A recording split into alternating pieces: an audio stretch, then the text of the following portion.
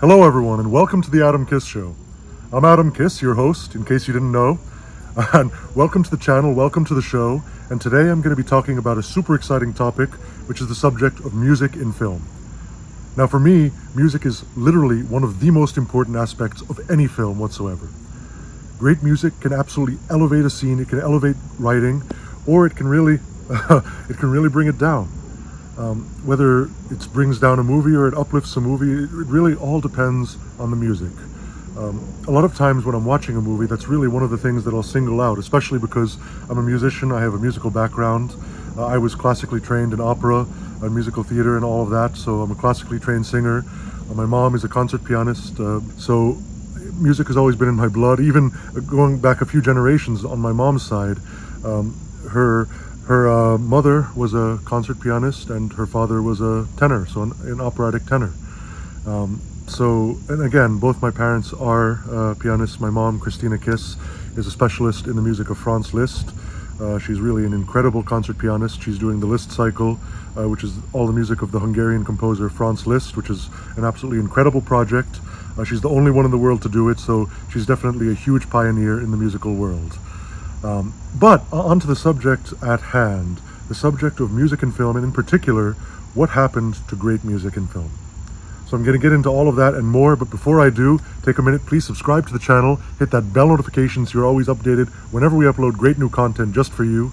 And don't forget to like, comment, and share this video with your friends, your enemies, everybody on planet Earth. That's right. Your next mission is to share this video with everyone on planet Earth. All right. Let's get into the topic.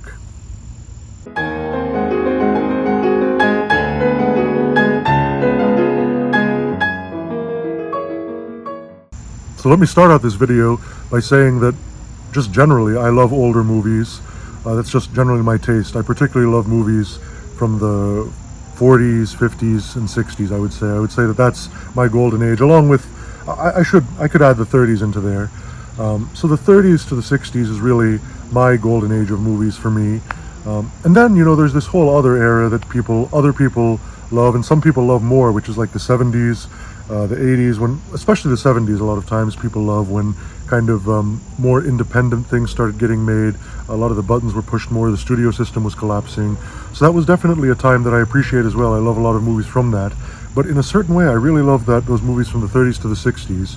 Now, people might say that they were more repressed, especially after the code started in the early 30s, I believe in 33 or 34 or so, when the code started and things became more censored.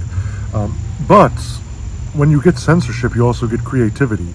And a lot of times, what they couldn't say explicitly, they said even stronger by implying things. And sometimes subtlety can honestly be the best thing. But the point is, I love that era. And one huge aspect of that is the music. Now, I guess I should go back to the very beginning. So in the beginning, there was silent movies and music was a big part of those because there was no dialogue and, there was background music playing. Everyone knows the cliche of, the music playing, the title appearing, the person reacting, and then, there's another title card. So it's all very interesting. But the really interesting thing is that once the talkies started, or the sound movies as they were called, suddenly people didn't know what to do. Like with the music, like everything was changing. So they kind of brought in suddenly these great classical composers of the modern day, like Korngold.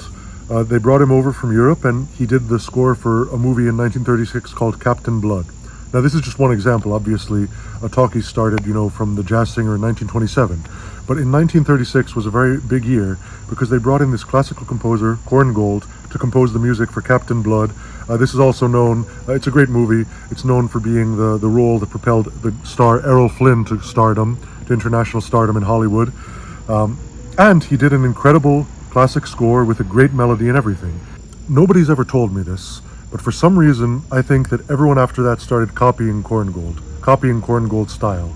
In other words, using these lush orchestrations, these great melodies. It's really sounding like a symphony in the background. And really, after that, movies at that time, scoring a film was considered like a downgrade from serious classical music. But a lot of the greatest composers were doing movie scores. I mean, I absolutely love classical music. I'm a serious classical music fan. But some of my favorite compositions are movie compositions, and maybe that's because I'm in film, or who knows why it's because. But I just love the melodies of all those great films. So then you had people like Max Steiner came in. He did, Gone with the Wind, which was a very historic movie in the film business for being like a huge accomplishment for that time in 1939. It was a color movie, certainly not the first color movie, but a huge accomplishment in terms of all the technical things that it did. And that was definitely, I'm sure, one of the longest scores for its time. So you had people like Max Steiner. Then later on, you had people like Victor Young, who did the scores for things like Around the World in 80 Days, Shane, Scaramouche. Those are all incredibly lush scores. I mean, they could absolutely be symphonies on their own. And then you had, obviously, at the same time, you had Elmer Bernstein, who was doing, the scores for the Ten Commandments and a lot of great movies like that. And in a certain way, they were all in this certain style. They were very symphonic. The orchestration was very lush. They had incredible melodies, things that you would go out of the movie theater humming. These days, when you go to a movie, you don't go out humming any theme. And that's because there is no melody. There is no musical theme. That's what really stumps me. You go to a movie and there's just these chords in the background.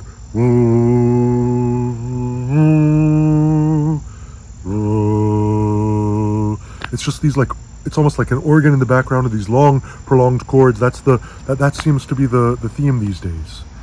And I just don't understand it. I loved it when you would go out and you would remember the theme. What about Lawrence of Arabia? Something like that. That was a great composer who did that as well. He also did a lot of those other David Lean movies like Dr. Zhivago, and his later ones like Ryan's Daughter, Passage to India, etc., etc., etc. Or what about a movie like Brief Encounter, another David Lean movie, where there wasn't really a composer, but it was the Rachmaninoff Second Piano Concerto, which is an incredible melody. And a lot of people today would say, oh my God, that would distract from the scene, that incredible Rachmaninoff music with all its intensity, with all its harmonies, with all its incredible melody.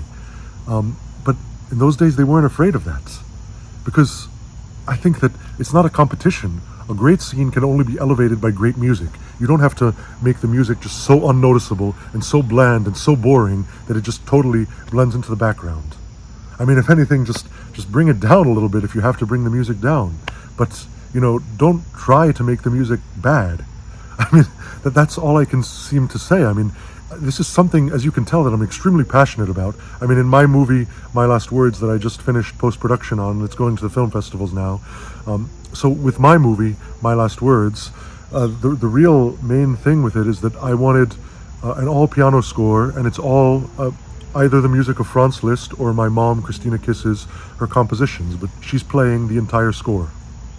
I really just liked the idea, especially because it was one of the first things I thought of after I wrote the script, was the score and the kind of music. So I wanted to kind of bring back that classical-esque style of composing, style of music, and also because I don't know too many movies that have an all-piano score.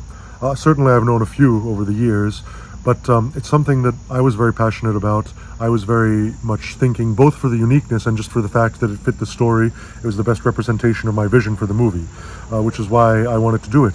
And again, it's something that's unique, but it also harkens back to an older era of cinema. I mean, the music of Franz Liszt. Franz Liszt was the teacher of one of Miklos Rozsa's teachers, I believe. So he was twice removed from Franz Liszt. And Miklos Rozsa, he's another great film composer from that era. He was Hungarian, obviously. So his teacher, I believe, was a pupil of Franz Liszt, the great Hungarian composer, performer. And really, I mean, he did the scores for so many things, like a lot of those Roman epics, Ben-Hur, Quo Vadis, even some other type of epics like Ivanhoe. Basically, he was the epic guy in Hollywood. I think he did El Cid as well. So Miklos Rozsa was definitely probably I would say my favorite film composer if I had to choose one. And today I can't really think of any, because when you go to a movie you start thinking, was there even music in that? Or, I mean, they just put in regular pop music or things, which was something that I believe that Tarantino kind of started revolutionizing, putting more of that stuff, which is great. But now, I'm kind of counter-revolutionizing against that and saying, hey, well, my revolution is going back to the old era, and maybe bringing new stuff to it, always bringing new stuff to it, always innovating, but going back to that classic music, which I don't hear at all in movies today. I mean, it's very rare, and maybe if it's a movie about a classical musician or something, then there'll be some of that. But even then, I noticed maybe they'll play the symphony that's supposed to be in the movie if it's about a conductor or something. But then in the background scenes and stuff, it'll just be these chords again. And don't get me wrong, there's a time and a place for those, but it just seems such a cliche and so overused these days. Oh well. Anyway, that's my 2 cents on music in movies and what happened to music in movies.